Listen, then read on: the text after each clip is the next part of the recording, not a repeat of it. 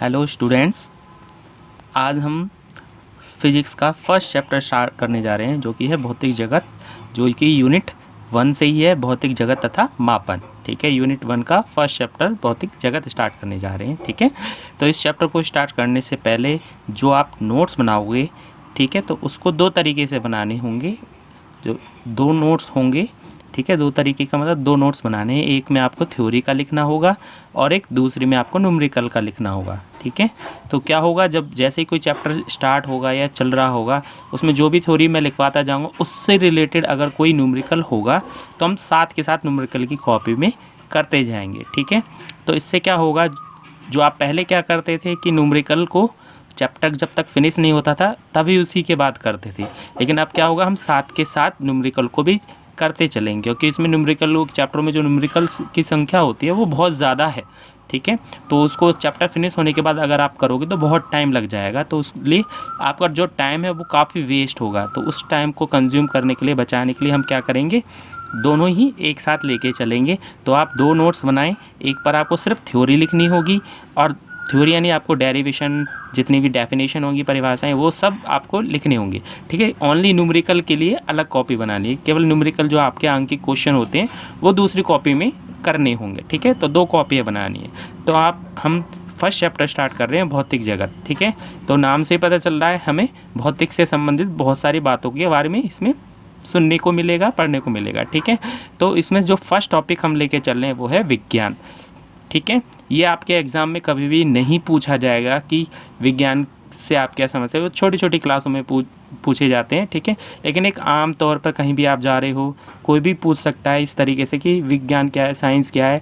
ठीक है, तो इसलिए ये चीज़ें मैंने यहाँ दिखाई हैं ताकि आपको अच्छे से समझ में आ जाए कि क्या डेफिनेशन विज्ञान की क्या है, भौतिक विज्ञान की क्या है। ठीक है, तो आते हैं फर्स्ट टॉपिक, विज्ञान। ठीक है, विज्ञान अर्थात साइंस शब्द लैटिन शब्द सिंटिया, ठीक है, जो लैटिन भाषा का शब्द है ये सिंटिया, ठीक, से लिया गया है, जिसका अर्थ है जानना, जिसका अर्थ है जानना। ठीक है, तो इससे ये बना है। तो इसका क्या मतलब हो गया, इसकी डेफिनेशन ही होगी, मानव द्वारा प्राकृतिक परिघटनाओं को यथासंभव विस्तृत एवं गहनता से समझने के लिए किए गए सुव्यवस्थित ज्ञान को ही विज्ञान कहते हैं। ठीक है, तो विज्ञान यानी ज्ञान, और वी यानी व्यवस्थित, सुव्यवस्थित, यानी ज्ञान भी कैसा, व्यवस्थित। ठीक है, तो विज्ञान क्या है, सुव्यवस्थित ज्ञान ही विज्ञान है। ठीक है, मानव द्वारा प्राकृतिक परिघटनाओं को यथासंभव विस्तृत एवं गहनता से समझने के लिए किए गए सुव्यवस्थित ज्ञान को ही विज्ञान कहते हैं। ठीक, आते हैं इसी से रिलेटेड नया टॉपिक, भौतिक विज्ञान, जिसको हम भौतिकी भी कहते हैं, इंग्लिश में फिजिक्स कहते हैं। ठीक है, तो ये क्या है, भौतिकी अर्थात फिजिक्स शब्द ग्रीक शब्द, ठीक है, तो ग्रीक शब्द फ्यूसिस से लिया गया है।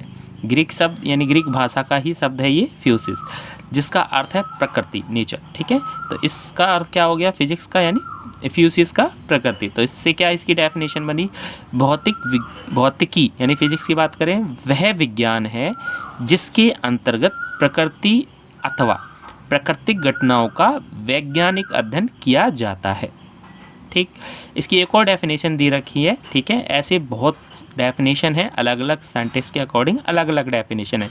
तो ये है, भौतिकी विज्ञान की वह शाखा है जिसमें ऊर्जा, द्रव्यमान, उनकी अन्योन्य क्रियाओं तथा रूपांतरण का अध्ययन किया जाता है। ठीक, जो आइंस्टीन साइंटिस्ट हैं जिन्होंने ऊर्जा द्रव्यमान इक्वेशन दी, E=mc², उसी पर आधारित ये डेफिनेशन है। बढ़ते हैं नेक्स्ट टॉपिक पर, बल। बहुत जगह आपने पढ़ा होगा बल F=ma, इस टाइप का। तो फंडामेंटल फोर्सेस यानी मूल बल, कौन कौन सी बल हैं, उन सब के बारे में हम जानेंगे। ठीक, उनके क्या बलों के क्या टाइप हैं ये। तो बल क्या होता है, बल तो बस अवस्था परिवर्तन या आकार को बदलना या गति को परिवर्तित करना। ठीक है, ये काम है बल का। तो बल वह कारक है, ठीक, जो किसी वस्तु में गति परिवर्तन या विरूपण उत्पन्न करता है। विरूपण का मतलब रूप को बदलना, आकार को बदलना। ठीक है, बल लगा के आकार बदल जाता है। ठीक है, विरूपण उत्पन्न करता है। प्रकृति में मूल बल निम्न है। ठीक है, कौन कौन से हैं प्रकृति में बल, वो आपके सामने मैंने लिख रखे हैं।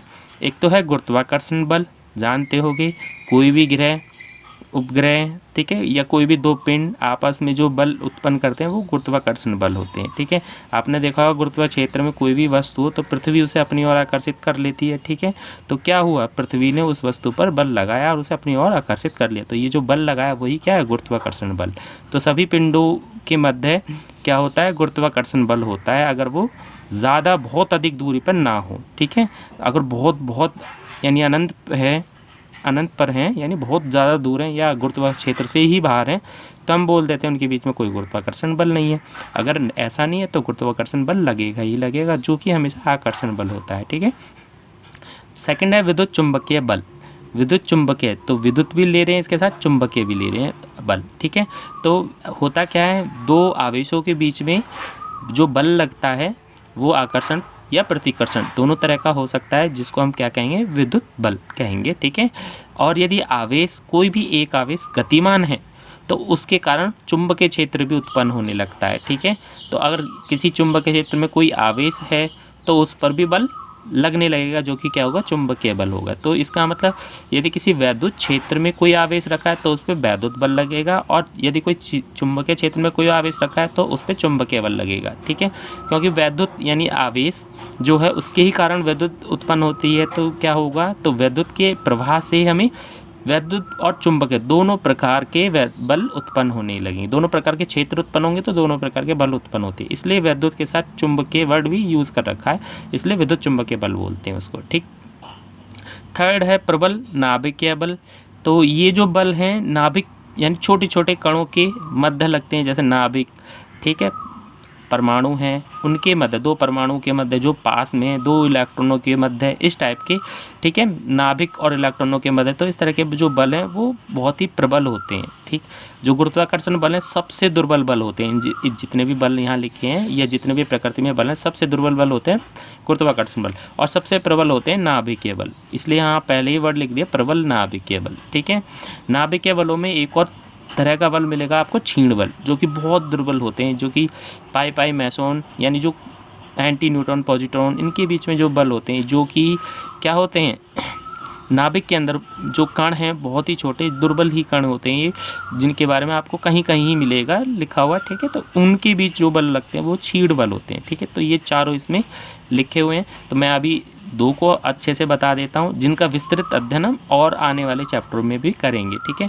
जो वैद्युत चुंबकीय बल है आप 12th में पढ़ोगे, इनके बारे में बहुत ही विस्तृत वर्णन होगा, और गुरुत्वाकर्षण बल का आप 11th में ही पढ़ लोगे, ठीक है। तो ये 1, तो दोनों हम इसके बारे में बताते हैं। तो आते हैं हम गुरुत्वाकर्षण बलों पर, ठीक।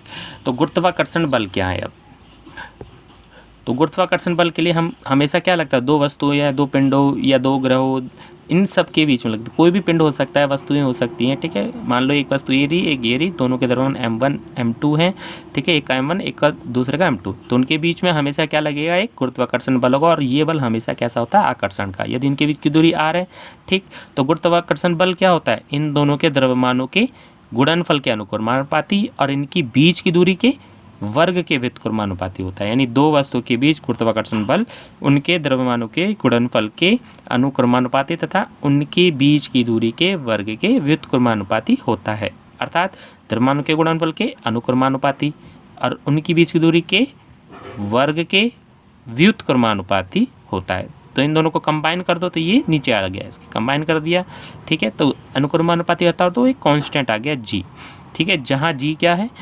सार्वत्रिक गुरुत्वाकर्षण नियतांक है, नियतांक या स्थिरांक कोई भी वर्ड आप लिख सकते हो, ठीक है।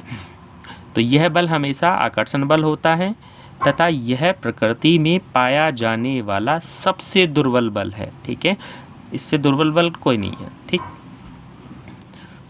अब आते हैं विद्युत चुंबकीय बल, ठीक है, ये भी बिल्कुल सेम ऐसा ही है, बिल्कुल सेम है, बस ये जो ये गुरुत्वाकर्षण बल होते हैं ये बड़े बड़े पिंडों के बीच या काफ़ी दूर स्थित पिंडों के बीच में लगते हैं, लेकिन विद्युत चुंबकीय बल हैं ये ज़्यादा दूरी के लिए नहीं होते हैं, ये भी कम ही दूरी के लिए लगते हैं, ठीक ठीक, लेकिन इतनी कम नहीं कि जितनी नाभिकीय बल में दूरी होती है, ठीक है, वो तो बहुत ही सूक्ष्म होती हैं, ठीक है। तो विद्युत चुंबकीय बल में क्या है, दो बिंदु आवेशों के मध्य लगने वाला वैद्युत बल, तो ये रहा दो बिंदु आवेश हैं, प्लस प्लस हो सकते हैं, माइनस माइनस हो सकती है, या प्लस माइनस हो सकते हैं, ठीक है। अगर एक जैसे हैं तो उनके बीच में क्या लग रहा है, प्रतिकर्षण बल। और समान है, एक जैसे यानी समान है तो प्रतिकर्षण बल, और भिन्न भिन्न आवेश वाले हैं यानी एक प्लस का एक माइनस का, तो उनके बीच में हमेशा क्या लगेगा, आकर्षण बल, ठीक।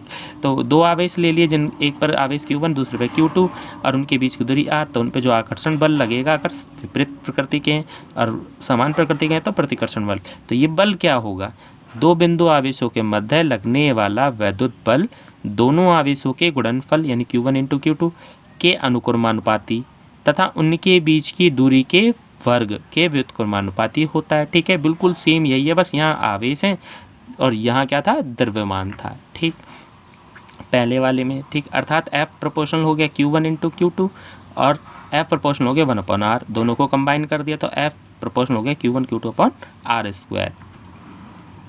तो यहाँ से एक कांस्टेंट आ जाएगा, स्मॉल के मान लिया मैंने, जहाँ स्मॉल के क्या होगा, एक अनुक्रमानुपाती नियतांक है, इसका भी मान होता है 1/4 पाई के एप्सिलॉन नॉट, ठीक है। वो उसके बारे में हम बाद में बात करेंगे, जब आप 12th क्लास में आ जाओगे तो वहाँ इसका विस्तृत वर्णन हो जाएगा, ठीक है। अभी के लिए इतना ही रखना है, ठीक। तो यह बल आकर्षण या प्रतिकर्षण दोनों तरह का हो सकता है, ठीक। अभी आपने देखा भिन्न भिन्न आवेश तो आकर्षण, समान आवेश तो प्रतिकर्षण। समान प्रकृति वाले, प्रकृति यानी प्लस प्लस, प्रकृति का मतलब होता है ये बताता है कि वो प्लस का है या माइनस का है, ठीक। समान प्रकृति वाले आवेशों के मध्य प्रतिकर्षण बल तथा विपरीत प्रकृति वाले आवेशों के मध्य आकर्षण बल लगता है, ठीक है। तो ये हो गया आज के लिए टॉपिक इतना ही, बाकी का जो आगे का वो हम कल कराएंगे। तो ध्यान रखना जितना भी थ्योरी का वर्क है आपको थ्योरी की कॉपी में करना है, और जो न्यूमेरिकल्स आपको कराए जाएंगे वो न्यूमेरिकल्स की कॉपी में आपको करने होंगे, ठीक है। तो आपको दो कॉपी बनानी होगी, एक थ्योरी की और एक न्यूमेरिकल्स की। और हम फिजिक्स फर्स्ट और फिजिक्स सेकेंड की अलग अलग कॉपी बनाने की कोई ज़रूरत नहीं है, ठीक है। जो फिजिक्स फर्स्ट का काम है उसी के बाद ही हम फिजिक्स सेकंड का काम स्टार्ट करेंगे, ठीक है। तो इसका मतलब क्या है, फिजिक्स फर्स्ट सेकंड को आप छोड़ दो, सिर्फ फिजिक्स ध्यान रखो, फिजिक्स है, थ्योरी अलग, न्यूमेरिकल अलग, ठीक। तो आज के लिए इस वीडियो में इतना ही।